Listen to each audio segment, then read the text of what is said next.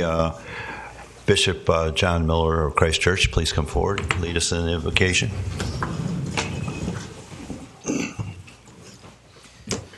Good morning. Grace and peace to you. Let us pray. Father God, we thank you for the beauty of this new day. Your word tells us that this is a day that you have made, and we should rejoice and be glad in it. As we come together as citizens of this community, I pray, Lord God, that you would anoint each one of these city council members with wisdom and justice and charity, that they might promote the welfare of all people in this community of Vero Beach. Lord, we thank you for this beautiful place to live, and we pray that as we live in it, we would remember to obey your Son and loving our neighbors as ourselves. In Jesus' name, amen. Please join me in the Pledge of Allegiance. I pledge allegiance to the flag of the United States of America and to the republic for which it stands, one nation, under God, indivisible, with liberty and justice for all. With that, we open the regular City Council meeting of November 3rd, 2015. Mrs. Vach, would you call the roll, please? Mr. Old? Here. Ms. Graves? Here. Mrs. Turner? Here. Mr. Kramer? Here. Mayor Winger? Present. Preliminary matters, agenda additions, deletions, or adoption as you see fit. Staff has no changes. Motion to approve. Second. All in favor? Aye. Opposed? Carries 5-0. Proclamations. The first proclamation we have is National Runaway Prevention Month. Who's got that, please? Randy does. Randy does. Is Frank Avila here? Could you come forward, sir? Whereas, for more than a century, Children's Home Society of Florida has upheld our legacy of transforming the lives of children and families. And whereas, on any given day, approximately 350 youth are homeless on the Treasure Coast. The National Runaway Safe Line reported more than 218 runaway calls from two Treasure Coast codes 772 and 863 during 2014. And whereas Children's Home Society of Florida Treasure Coast Division works diligently with the National Runaway Safe Line and the Family and Youth Services Bureau to educate and prevent youth in crises from running away and subsequently living on the streets. And whereas Children's Home Society of Florida provides support services to youth in crisis aimed to move youth into stable living situations, and whereas Children's Home Society of Florida, along with its community partners, embraces opportunities that can potentially change the way society cares for children and youth. Now, therefore, the City of Vero Beach, Florida, does hereby proclaim that month of November 2015 be designated as National Runaway Prevention Month, and encourage the community agencies, religious organizations, businesses, and others to recognize and observe National Runaway Month. As a community, we need to focus our attention on those children who experience crisis and turn to the streets for support. Thank you very much. On behalf of the staff of Children's Home Society, we'd like to thank the City of Vero Beach for adopting this proclamation. The goals of National Runaway Prevention Month are twofold. One is to raise awareness about the issues that runaway and homeless youth face, as well as to educate the public about solutions for preventing youth from running away from home. The City of Vero Beach, many years ago, in one of my former positions with Children's Home Society, adopted the Safe Place program, which is the yellow and black diamond-shaped signs throughout the county on different buildings. And we go out and educate the youth throughout the community in schools and other ways to hopefully discourage them from running away unless there's an actual crisis or an emergency in home or otherwise. And also, as we said, go into the business community and let them know that if a child ever did show up at one of their buildings looking for a safe place or looking for help, they would contact our local shelter in St. Lucie County, which is Wavecrest, an emergency shelter for 11 through 17-year-old youth. Again, we want to thank the City of Vero Beach for adopting this proclamation. Yep. Thank you. And we really want to thank you for the efforts you make. It's wonderful. Oh, well, okay. We have one more form, too. We can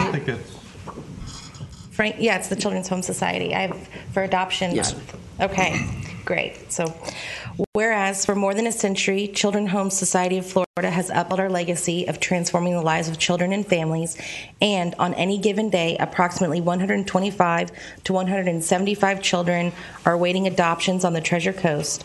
And in the last 3 years, over 350 children have been given the gift of forever families. And Children's Home Society of Florida, Treasure Coast Division, works diligently with the Department of Children and Families to ensure that every child has a forever family. And children waiting for adoptive parents and families who have adopted these children require and deserve community and agency support. And Children's Home Society of Florida, along with its community partners, embrace opportunities that can potentially change the way society cares for children and youth. Now, therefore, the City Council of the City of Vero Beach, Florida, does hereby proclaim that the month of November 2015 be designated as National Adoption Awareness Month, and encourage community agencies, religious organizations, businesses, and others to celebrate adoption, honor families that grow through adoption, further an awareness of the changes and issues in adoption, and focus on those children who live in the shadow of an uncertain future while they await forever families. Thank you again for adopting the proclamation for National Adoption Month. My current hat is as the Adoption Marketing Specialist for Children's Home Society. The other one I kind of just did off the cuff. Since 1902, Children's Home Society has been here for our most vulnerable youth. We actually started as an adoption agency in Jacksonville. We've since expanded to about 14 or 15 divisions across the entire state.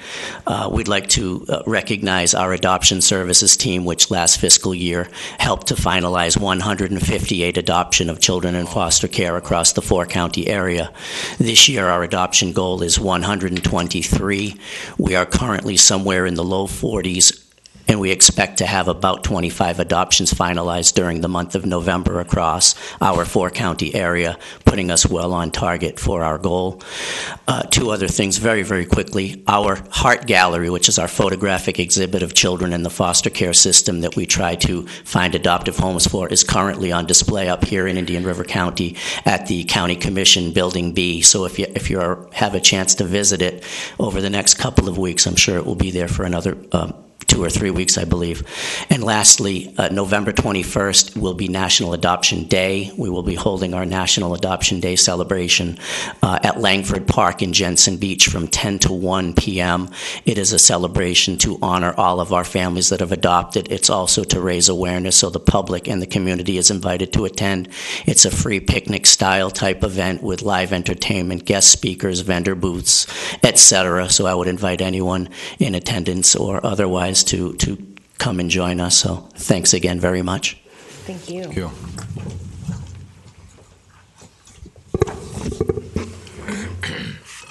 Thanks very much. My sister is adopted.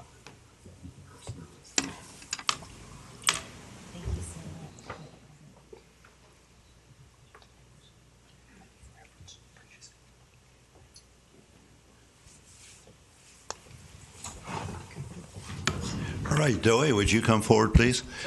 This next one I take pleasure in reading.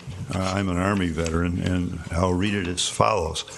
Whereas on March 13, 1938, Congress approved an act designating November 11th as Armistice Day, commemorating the end of World War I and paying tribute to the heroes of that war. And whereas on June 1st, 1954, Congress approved an act changing the name of Armistice Day to Veterans Day in order to also place tribute to the veterans of World War II and veterans of all wars who contributed so much to the preservation of our nation. And whereas over 18,000 veterans of all wars presently reside in the city of Vero Beach and Indian River County, which is host to 22 veterans organizations.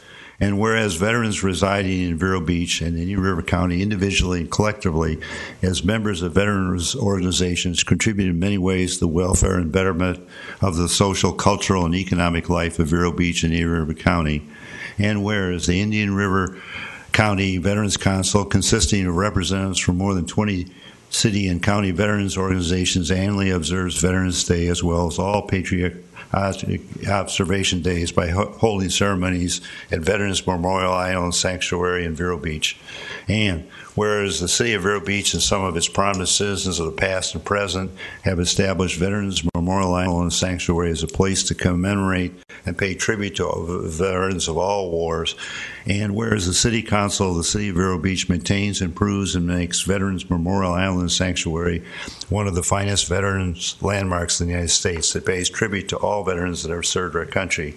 Now, therefore, the City Council of the City of Vero Beach, Florida, does hereby proclaim November 11th, 2015 as Veterans Day and urges all residents to fly the American flag, to pay tribute to all the veterans living and deceased, and to attend the Veterans Day service at Veterans Memorial Island and Sanctuary on Wednesday, November 11th.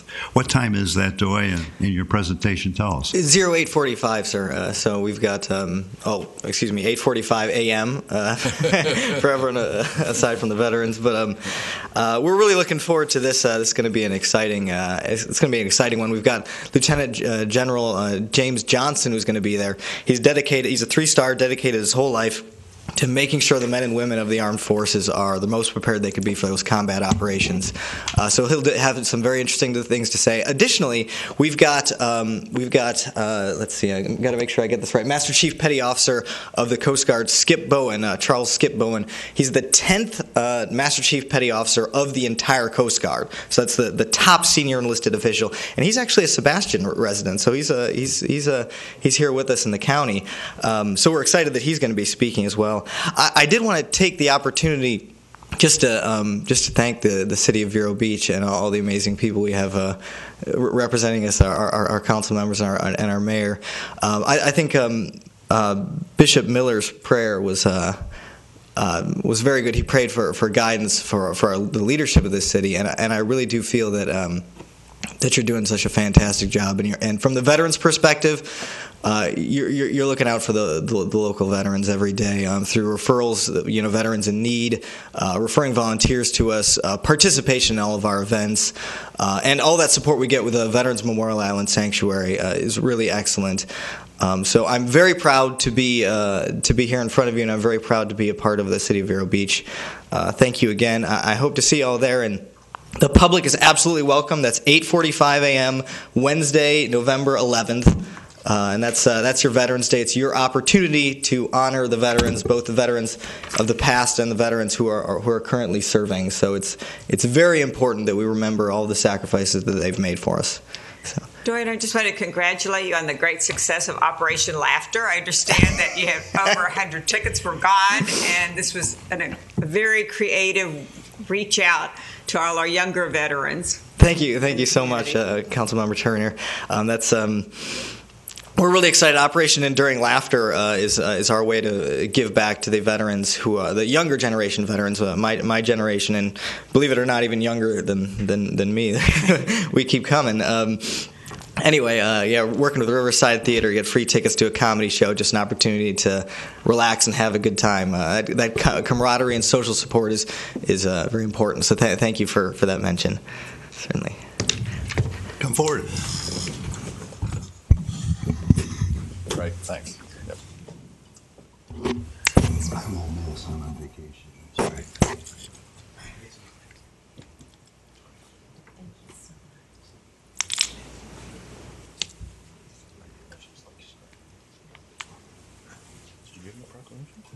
No. I get to take that with me, right?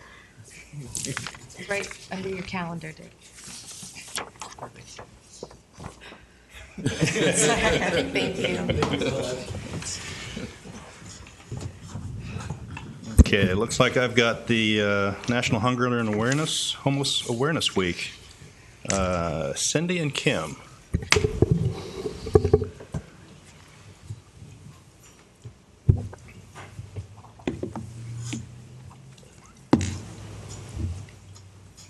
Of course, I chose this one because we got a little similarity in where we do.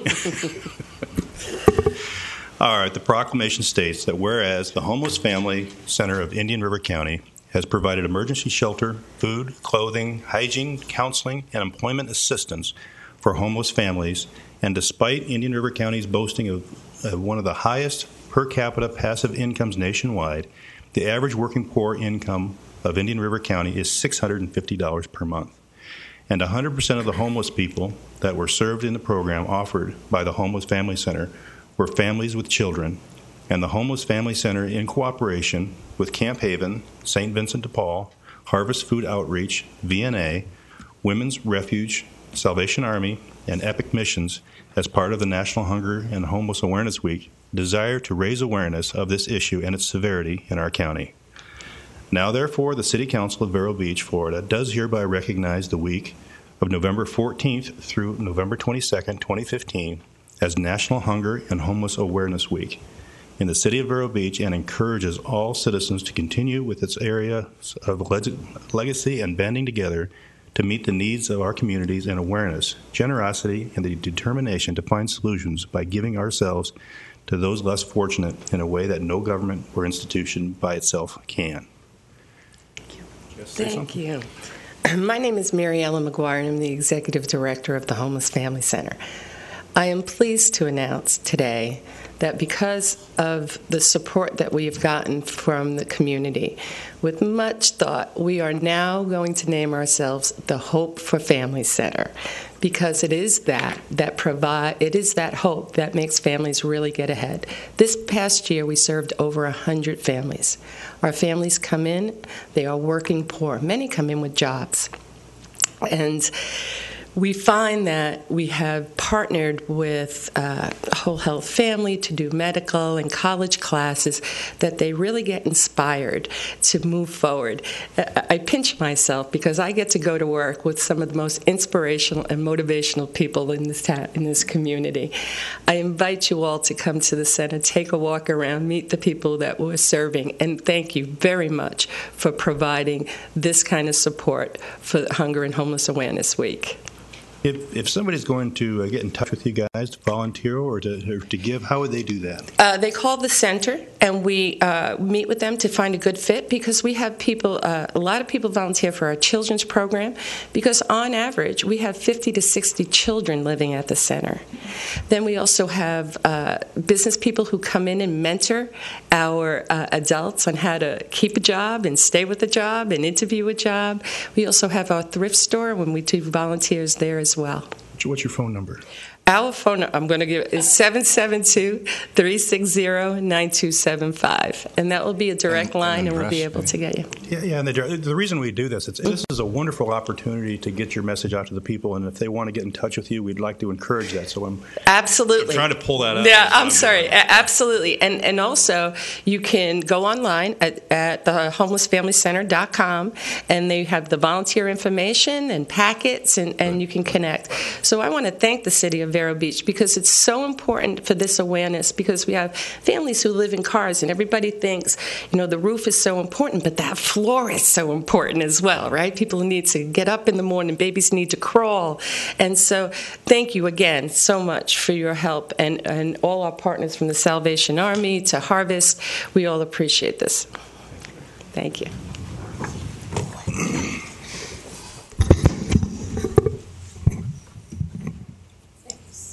Thank you.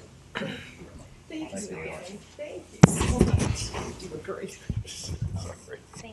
Thank you. Thank you. Would you like a picture? You can stand. Absolutely. Thank you so much. Crunch together? Yep. Yeah, you can come. We'll do a picture.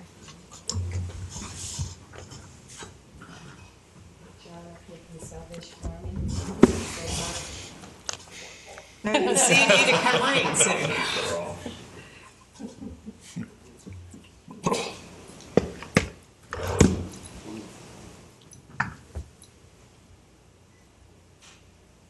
Thank you. Thank you. Thank you all. Thank Thank you. you again. Thank you for all your work. Good day, everyone. All right, we will move forward to the scheduled public comment. And we have Aaron Handy Oceana who will be speaking about seismic air gun testing and offshore oil drilling. Would you come forward and give us your presentation, please? Thank you so much. And I do have some information packets, if I could give them to the city clerk to distribute.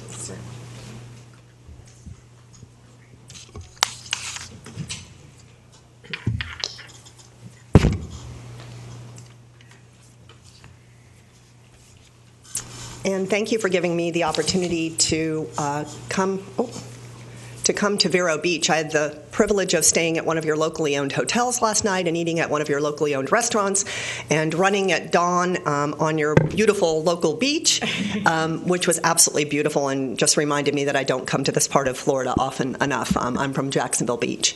So thank you again. I wanted to speak to you today on this topic of seismic airgun testing, and some of the information that I'll be covering is in your packet. If you have any questions, please stop me. It's a very brief presentation on a complicated topic, so I'll be happy to clarify anything that you would like me to.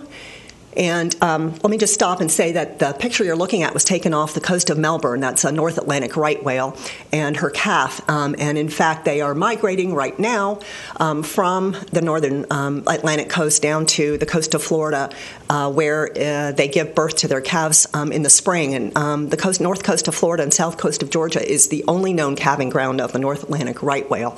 So we're very lucky to have this highly endangered species visit us every year in Florida. My organization was founded in 2001. We're devoted solely to ocean conservation issues. We work on protecting marine wildlife, such as the North Atlantic right whale. We're involved in ocean pollution prevention, responsible fishing, bycatch and seafood fraud, and we recently did 2 studies that found that 30% of the shrimp that we're eating in Florida is not what we think it is. So same with several fish species, so be sure you're always asking at your seafood market and your restaurants. And of course, we work on clean, renewable energy and the issue I'm here to talk to you about today. We are not supported by any industry, and we are 100% funded by private donors whose goal is to restore and protect our oceans. Seismic surveying, as the industry refers to it, is not as harmless as a survey might sound, and I want to clarify a little bit about why we think it's so important to prevent this, and so many other municipalities in Florida and on the East Coast feel the same way. This is a picture of a seismic surveying ship. Below it, you'll see the cannons that are used to distribute blasts of highly compressed air through the ocean and into the sea floor, and the monitors that are also used to pick up the sound waves that come back from this very loud noise as it's sent through the ocean. These ships tow the air guns behind. As you can see in the infographic, the blasts of compressed air go through the water, penetrate through the ocean floor, and then are bounced back. And this gives a picture of what the geology underneath the ocean floor looks like, and the possibility of geology that might be conducive to having deposits of oil or gas. When a seismic ship is out doing a testing session, they release these blasts of air every 10 seconds, 24 hours a day, 7 days a week for weeks and months at a time. They're very, very long, extensive projects. And the industry is not required to share data with competitors, with federal or state governments. So what happens is that the surveys take place by different companies over and over again in the same area, exposing marine wildlife to this very, very loud blasting for months and potentially years at a time. This map shows where there are currently lease applications to conduct seismic airgun blasting off the East Coast. There are currently 9 permits being reviewed, 4 that cover the state of Florida. And you can see that the surveying area and the lease areas extend down to just about where we are right here, just north of Vero Beach. And each little square represents a grid that could potentially be leased to a company in order for this activity to take place. The stage that this permitting is at right now is that the state of Florida has found that the The permits are consistent with our Coastal Zone Management Act. They are now reviewing the incidental harassment authorization that must be approved in order for the companies to be given these permits. An incidental harassment authorization gives the company permission to disturb, injure, and up to killing a specific number of animals, and the animals are broken down by type, and it gives them permission to disturb, injure, or kill a specific amount. Those are being reviewed right now. Ultimately, the state of Florida cannot stop seismic permits from being federally granted. However, they can certainly weigh in, and the Department of the Interior director has stated that seismic permits will not be granted in states where the governor opposes the activity taking place off our shores. Impacts to marine mammals from these activities: temporary and permanent hearing loss, abandonment of habitat, disruption of mating and feeding, masking of communications, and potential beach strandings and death. We were very lucky in Florida this year. We had a record sea turtle nesting season this year. And abandonment of habitat for sea turtles is the biggest risk that's posed to that specific animal, especially in this part of the world where nesting is so critical to the survival of that species. The Department of the Interior regulates offshore exploration for oil and gas. The Bureau of Ocean Energy Management, or BOEM, is the division that actually does the permitting. The environmental impact study that they conducted in order to proceed with looking at these potential permits stated, and this is the Department of the Interior's environmental impact study, that there would be potential injury or death to as many as 138,000 whales and dolphins, 13.5 million impacts to vital behaviors, disruption of loggerhead sea turtle nesting, as I mentioned, reduction in spawning rates for commercially important forage fish that live here locally in the rivers and estuaries, and other commercially important fish species, and impacts to the North Atlantic Sandy, right whale. was that environmental impact statement to cover all 9 permits that you showed before on the other chart? Yes. So it's all 9 permits for that seismic. That is correct. correct. What the duration of those permits are? Those permits, if permitted, they cover a 5-year programmatic planning period. So they would be good for 5 years, from 2017 to 2022. Okay, time span, but we don't really know what the time of actual offshore work would be. We do not. Okay, thank you. You're welcome. This, once again, is the area, specifically answering your question. This entire area is what the environmental impact statement covered. We fall into the South Atlantic planning area, and as you can see, this is the migration route of the North Atlantic right whale, one of the reasons why we're so concerned with this activity taking place. Most recently, 900 dolphins and whales with bleeding and damaged ears washed ashore in Peru after seismic airgun testing was taking place nearby, as well as these other incidences of damage to marine mammals. So in this area that you just saw on the map, 88 cities and counties have passed resolutions opposing seismic airgun testing, and 23 of those are in Florida. Who else opposes seismic airgun blasting and offshore drilling? 160 conservation and animal welfare organizations, over 500 state and local elected officials up and down the Atlantic coast, 65 members of the U.S. Senate and House of Representatives, and there are currently 5 bills with bipartisan support have been filed by Florida senators and members of Congress. 175 of the world's leading marine and bioacoustic scientists have written letters to the Department of the Interior stating their concerns for this activity, and the major fishing associations and councils that support recreational and commercial fishing also oppose all of this. The letters from those councils and associations are all in the packet of information that you have. In addition, you also have a letter from 75 of the leading marine scientists in the United States that was written to President Obama with their concerns about this activity. Why is there so much opposition to this across the Atlantic coast and in Florida? Well, specifically in Florida, we have tourism and recreation jobs that represent, as you know, it's our number one industry, a $36.2 billion industry, and the fisheries, a huge stake, over 4,500 jobs in this area and over $400 million in revenue.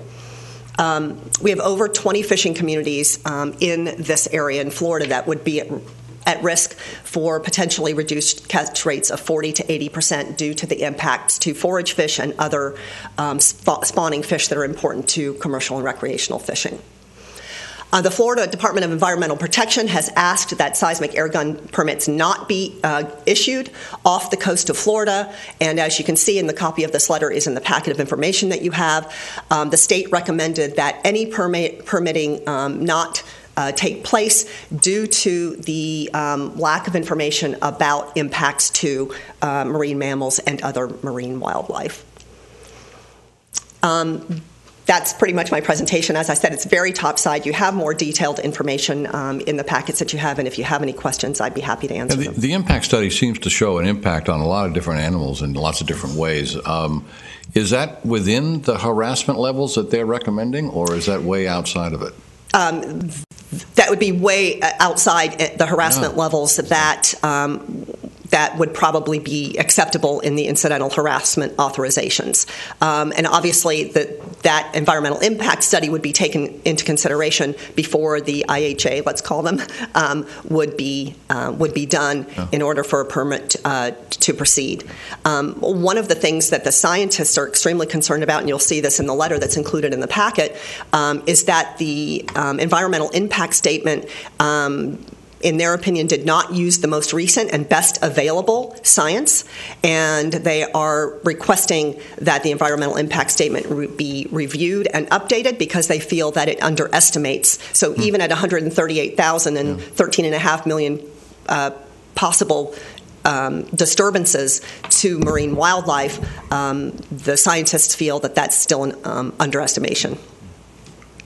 I think, at least speaking for myself, certainly don't want drilling off the coast of Florida. If we're not going to have drilling, I don't know why we need this activity. In other words, if you're opposed to drilling, you should be opposed to this activity. Is that correct? Yes, I agree with you. And a question for you. I mean, I don't think you know enough about it today, but very often groups will give us, a sample resolution that we can consider. Mm-hmm. And that we can take further action. It would be a newly sitting city council that would do that because today's election day. But I would encourage you to.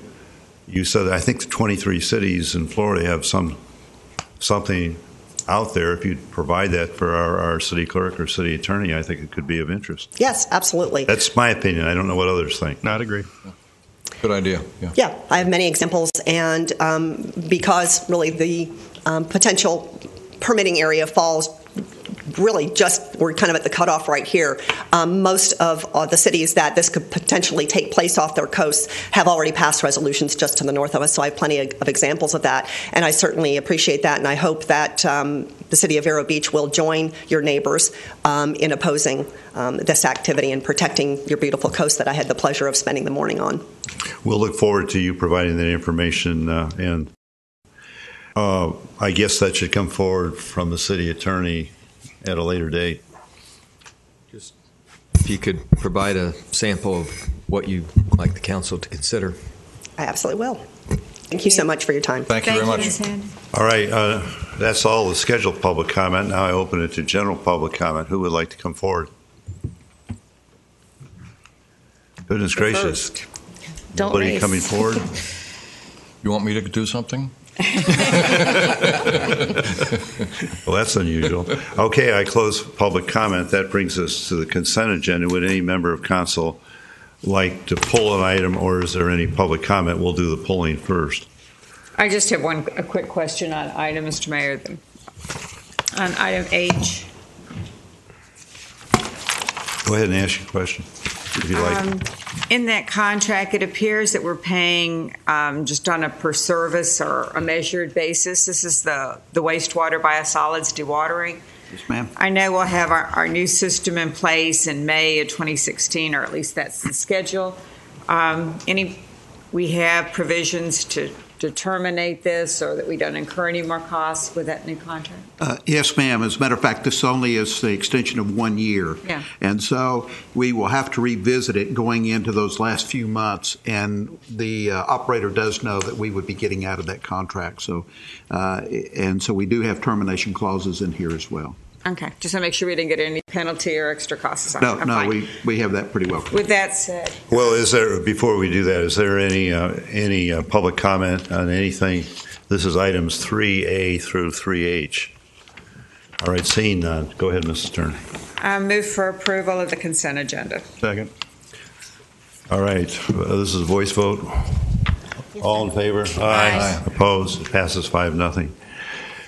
All right, public hearings, we have none. Resolutions, public hearing not required. We don't have any public notices, and these are all items to just merely be read. Is that not correct? Yes, sir, and I'll scheduled read public A, you hearings. read B, I'll read C, you read D, okay? Okay.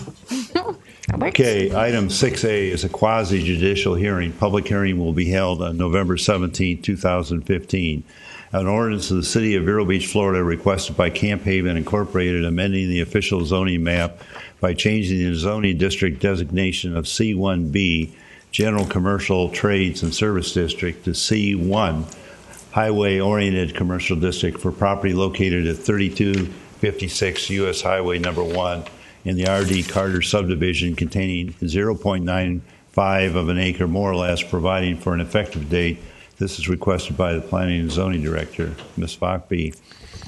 This is a notice of a scheduled public hearings for November 17, 2015 and January 5, 2016. An ordinance of the City of Vero Beach, Florida, amending Chapter 62, Article 3, C1A, C1B, B1, and C1, Commercial Districts, and Article 5, Downtown District of Part 3, Land Development Regulations in the Code of the City of Vero Beach to provide for government use as a permitted use, providing for codification, providing for conflict and severability, providing for an effective date, requested by the Planning and Zoning Director.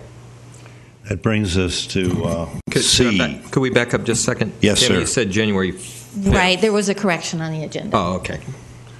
All right, that brings us to C. Notice of a scheduled public hearing will be held November 17, 2015. An ordinance of the City of Vero Beach, Florida, related to the budget for the City of Vero Beach, Florida, for the period beginning October 1st, 2014, and ending September 30th, 2015, providing and establish revisions to said budget based on revised revenue, expenditures, and transfer estimates, providing for an effective date, requested by the Finance Director. Mrs. Bach.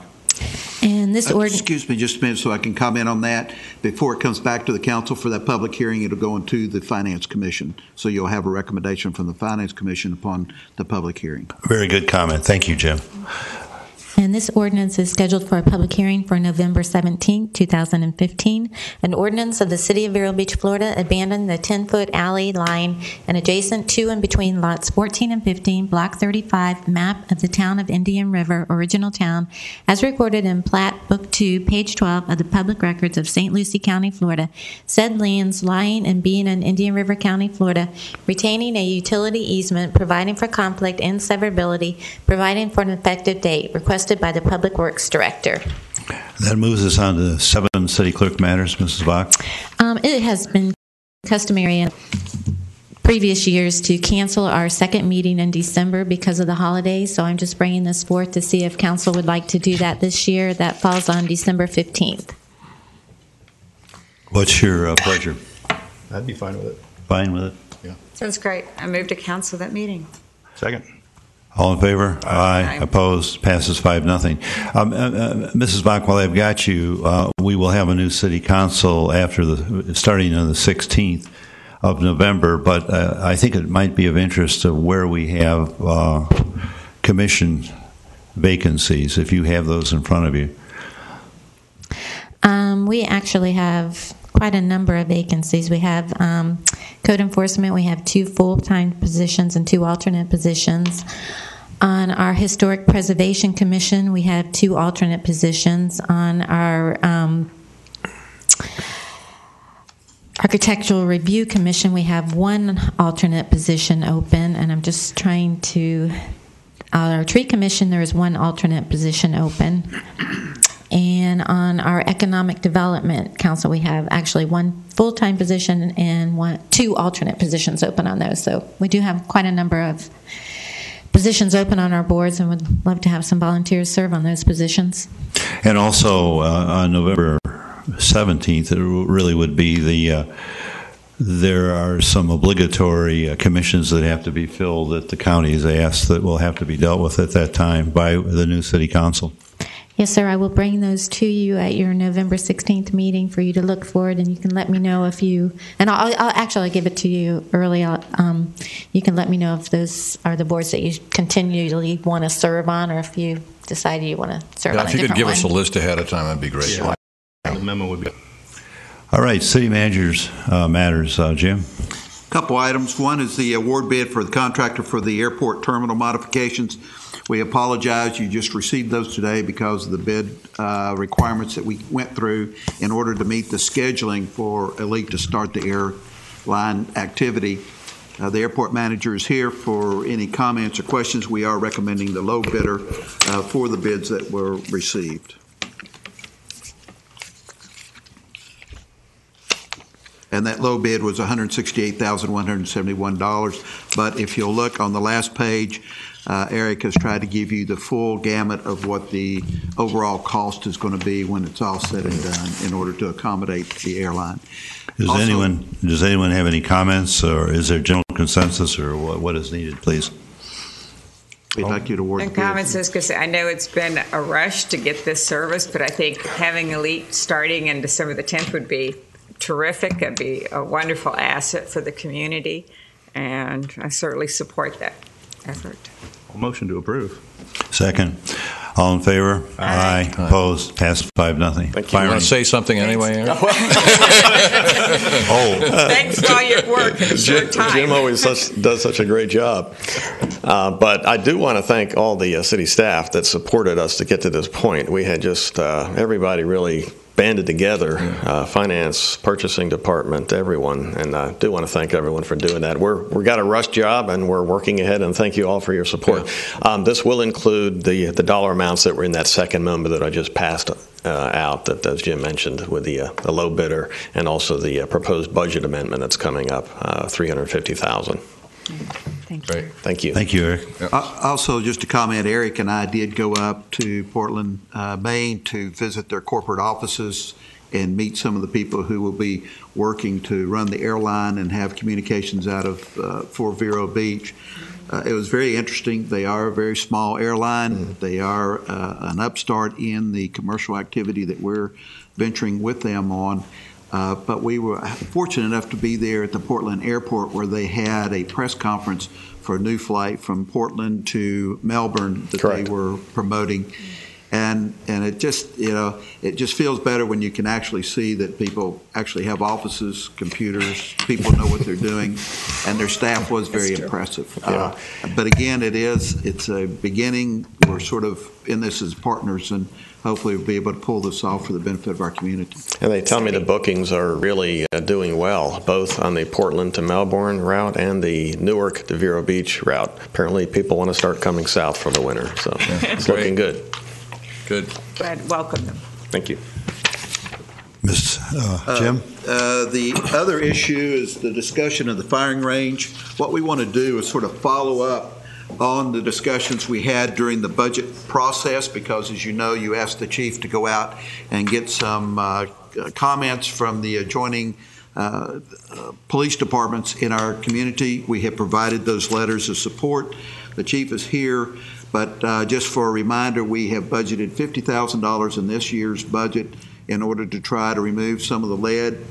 The chief quickly points out that if we remove the lead this year and we start firing back into the same thing we had last year, we're just going to have some more lead issues, and that this is going to be phase one of multiple phases in order to bring about the firing range. The city council in their CIP have approved $500,000 in the years going forward for 16 and 17. So we just want to bring you up to date as to where they are, that the chief has gone out, talked to the other agencies, and gotten the letters of support. It says resources in those letters. I believe each of you have gotten that. I equate that to dollars. The chief sometimes equates it to something else as to support of training and that sort. So we will have to work through the exercise, but just to make the council aware that we are moving forward in that effort. Good morning. Good morning. It's well said by Mr. O'Connor, and I think this is what where we just kind of want to, again, bring this back as a point moving forward from our discussions during the hearings in July. And I think our plan is this year to pretty much try to get something in place moving forward for the 16-17 budget year and on. So again, part of the support letters where we sat down with Councilmember Graves, and I know most of you came out to the range for the visit, and thank you for that. And we sat down with the agency heads in this county and talked and brainstormed a little bit about potential donations, working possibly with the state and the federal government. Also, again, private donations, things like that. We wanted to get their thoughts as well. We wanted to get their support. And yes, their support would come from potentially supplying firearms instructors in other areas that we would have out at the range. And as far as the monetary part goes, again, some of those agencies have, individuals in their communities that may want to donate as well, that kind of thing down the line. So we just wanted to kind of bring this back after our discussions from July, moving forward for this budget year as far as planning and trying to prepare for the future moving forward. I continue to wonder about doing something regional instead of our city, doing something through Indian River State College or doing something together with other cities so that we have a firing range that everybody participates in terms of costs and in usage. And just wonder if, rather than each one having their own, that we have one that's jointly done. Right. And I'm just questioning that. Well, each one doesn't have their own, and that's one of the issues. We've had the only firing range owned by a city, an agency in this county for quite some time. Mm-hmm. The North County range is a public range, if you will. The county sheriff's department does utilize it. Some of the other agencies do. As I said before, Sebastian sometimes goes to Palm Bay. Some of them do go to Indian River State College, but they're very limited with that because it's just the qualification. We talked about that. You can't allow your SWAT team to train there. You can't do discretionary shooting and movement, things that we really would do and do in the real world, if you will. Mm-hmm. So it's quite limited, and we try not to limit our training in that regard. It's a high liability, as you can imagine, and it's very important. With law enforcement, you hope you never fire your gun once, but you have to train to prepare. Mr. Earl, it really.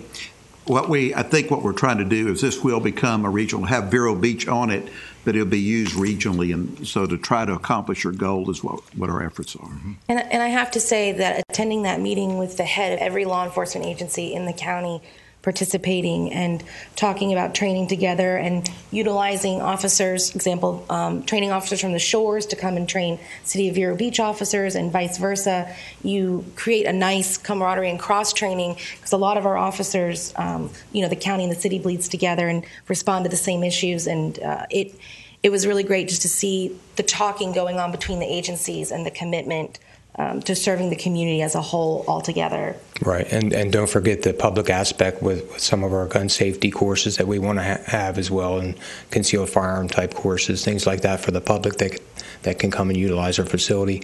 And this next August, we're actually hosting Glock is coming in. We contacted Glock. We wanted to send some of our people to Armor School where you can work on the firearms, not necessarily have to send it out and maybe spend more money than you need to when there's an equipment issue. And we're actually hosting a Glock. They're coming here next August, and we get 2 free spaces in the course. So, that's a savings too. You don't send someone to Georgia where Glock is or wherever they're having an armor school. You don't pay for the lodging and the per diem and what have you and the travel costs. So we're actually hosting that next August. And, when you host any type of event, wherever you are, you want to have a nice facility and one that you can be proud of. So we want to do more of that, and we're going to do again in August. And just an example. Chief, yeah, I think conceptually it's a wonderful idea. I certainly support our officers throughout the county being able to train and practice, conveniently and regularly.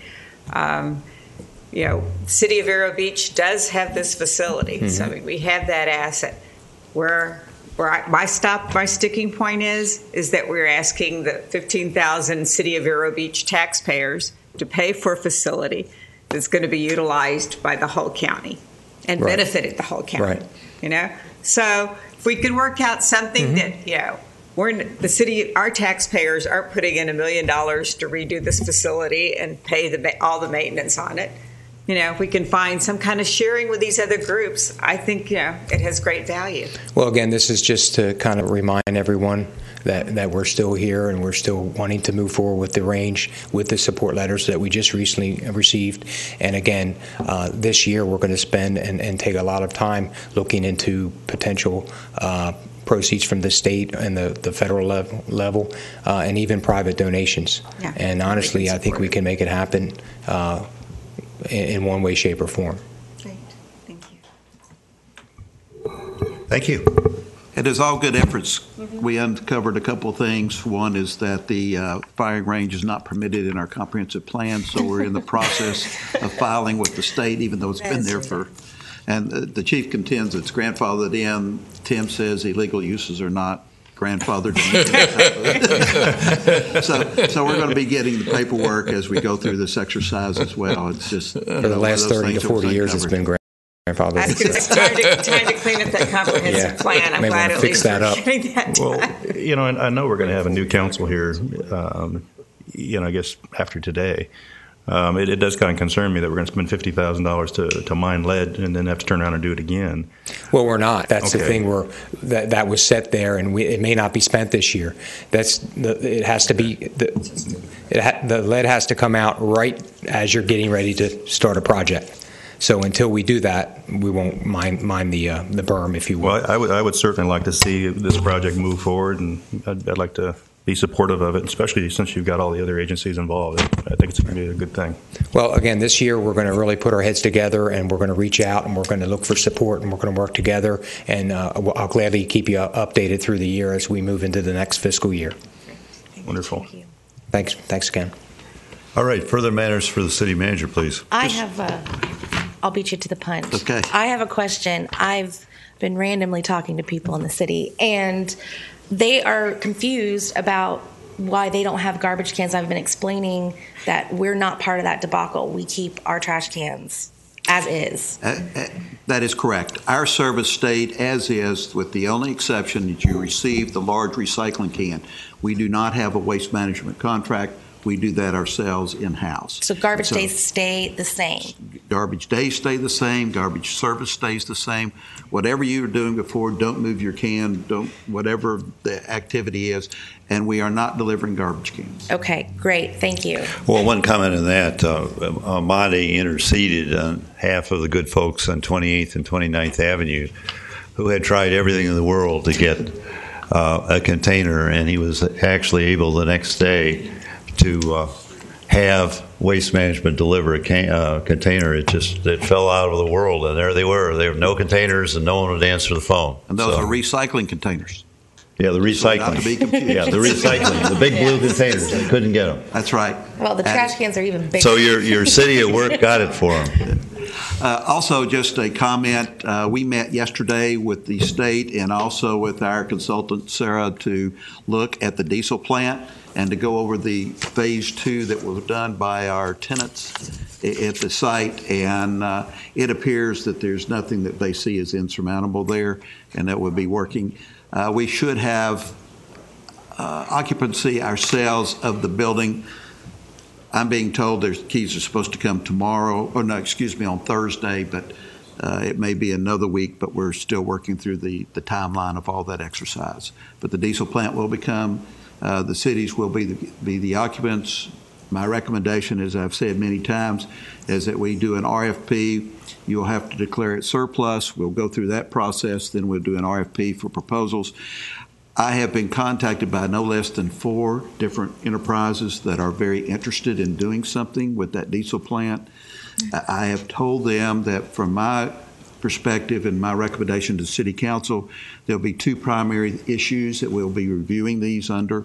One is the type of use. We want something that's going to be a point of destination that will tie into 14th Avenue and will be something we don't need another office complex or a gas station or something like that.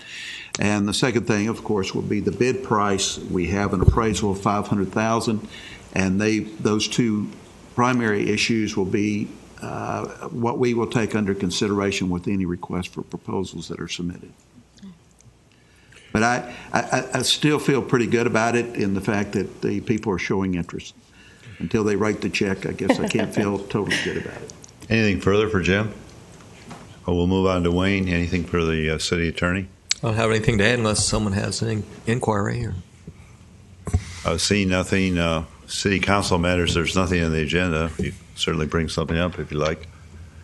Seeing nothing, then we'll go to individual council matters. On the 24th, I went to the Halloween, in other words, the dog Halloween at the Shelley is the one that runs it at the dog park near the high school, and it was really a revelation to me because they take dogs from the Humane Society and elsewhere, and they're trained for all sorts of purposes, and there were all these little dogs that can hear really well with people that couldn't hear, and they had a parade.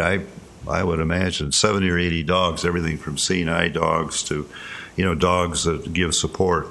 And certainly, it's heartfelt to see little dogs being used. On the 26th, we had a meeting, which I'm the current representative of the Indian River County Lagoon Coalition. In other words, the coalition of the 3 cities, Fellsmere, Sebastian, and Vero Beach, and we occupy the seat for Indian River County because the county, for whatever reason, chose not to come forward. The director, it's going to be headquartered in the building next door, a really quite nice building. It's the old school building in Sebastian, right next to City Hall. And Dr. Dwayne DeFries was there. We got a chance to meet him, quite impressed. I think a lot of good things are going to happen out of this.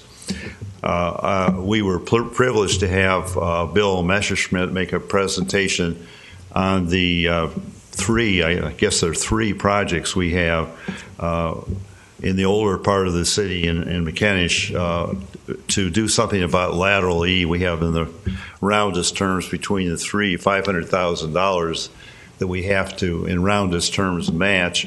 The first of those has to be done in January, which is going to be a problem for the next council, I guess. But in any case, Bill made a presentation, and Mayor Gilmore and Fellsmere were very kind to rank our project first in the submission for Indian River County to try to get the money for it. That doesn't mean anything except that Sebastian has got something they call the hole, which is by Hiram's, and they were all both good enough to put our project first, given the fact that we have the ox in the ditch, to say the least. I did 3 hours of CPR training, which was open to the public at youth sailing, and it was really quite thorough. Several of us were at the community leaders breakfast. Our own Leslie Swan and Mike Swan, of course, with their respective organizations, were given well-deserved awards. On Thursday the 29th, I had the occasion at the Highlands Academy to actually read to a group of 4-year-olds, and I read about a penguin from the Wall Street Journal that has befriended a man and has been coming back for 4 years and drives all the dogs and cats off and comes back every year. And I didn't really know it, but the same people held the EEOC meeting at Heritage Center that night, and I was kind of a celebrity for having read about a penguin. That was kind of fun. Downtown, we had this last Friday. It was very well attended. And my wife Bobby and I were privileged to be the MCs at the Halloween parade costume, which really, I didn't really realize it, but this is the 57th year the City of Vero Beach Recreation Department has held this parade and this costume judging, and the costumes were absolutely fantastic, as well as the adults had costumes on the night before. So with that said and done, it's, I guess, getting back into season in Vero Beach. Mr. Kramer? Well, I was out of town this last week, but I did get back to enjoy the festivities here with Downtown Friday and some of the Halloween stuff on Saturday.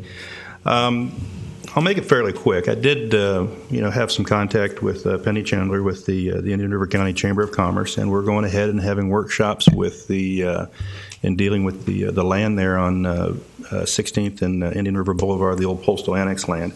That first meeting will be on Thursday, and if anybody wants any more information, they can contact the Indian River County Chamber of Commerce if they'd like to have some input. But the whole goal on that is to make sure that we get an RFP process to put that land back into use and make sure it's compatible with Vero Beach. All right, Ms. Turner? Yeah, during the week, I guess I wanted to ask Mr. Ove, and maybe in his comments he'll address about the recent FMPA meeting. I noticed on the agenda they were approving some project financials, and also they had a discussion on municipal disclosure policies, and I was kind of curious as to what all that was about. Mr. Old, would you like to address that? I don't. I'm sorry, but I listened on the phone to it, and I don't know of anything about municipal requirements. I really don't know what that was all about. I'll find out about it for you. Thank you. Yeah, I think it was another session that they had after the regular meeting. Oh, okay. I didn't attend that. Jody Finkley put on. Thank you. Yeah. Good to know what that was going on with that. At the United Way Community Leaders Breakfast, they had a gentleman from the state organization talking about Alice and about the number of people in our community that are just on the edge of poverty, that with a flat tire could throw them over, that they have no savings. And I think this is something we think when we talk about poverty in the community, they always think, oh, this is just the most destitute. But this is the working poor, and I mean how serious the issues are and what we can do to help. And United Way is looking at a lot of programs on that one. Wanted to thank our recreation staff, Rob, Bob, Gabby, everybody that was out there with the Halloween parade, our police officers too that were there making sure everybody was safe. It was a wonderful community event. And to celebrate the arts for our cultural council that fortunately had great weather, a beautiful day to be out at Riverside Park. Everybody to mark your calendar for Saturday and Sunday. The Pilot Club has Autumn in the Park. A chance for you to get a jump on some holiday shopping. That's Saturday and Sunday, 9 to 4. Did I get that right, Ms. Vaughn? You did. And on Sunday, November the 15th, is the Bow Wow Fest at the dog park, 11:30 to 4:30, to help raise funds to maintain the dog park. Thank you. All right. Ms. Graves?